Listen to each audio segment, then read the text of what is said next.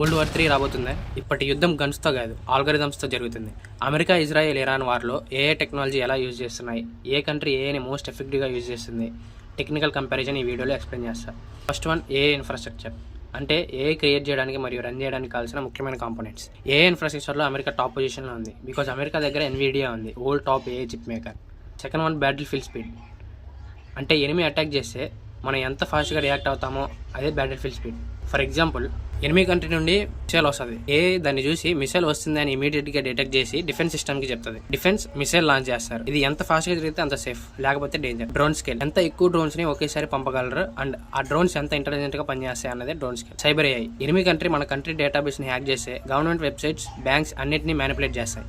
So AI ఈ hack attempts and suspicious యాక్టివిటీస్ని ఆటోమేటిక్గా black చేయగలదు. Predictive modelling. ఏఐ డేటా చూసి ముందుగా క్యాలిక్యులేట్ చేసి ఒక ప్లాన్ని రెడీ చేయగలదు. ఓవరాల్గా అమెరికా ఏఐ టెక్నాలజీలో చాలా స్ట్రాంగ్ ఉంది. ఇజ్రాయెల్ ర్యాపిడ్ రెస్పాన్స్ ఏఐ సిస్టమ్స్ని బ్యాటిల్ ఫీల్డ్లో ఎఫెక్టివ్గా యూజ్ చేస్తుంది. ఇరాన్ తక్కువ ఖర్చుతో ఏఐ డ్రోన్స్ని పెద్ద స్కేల్లో వాడుతుంది.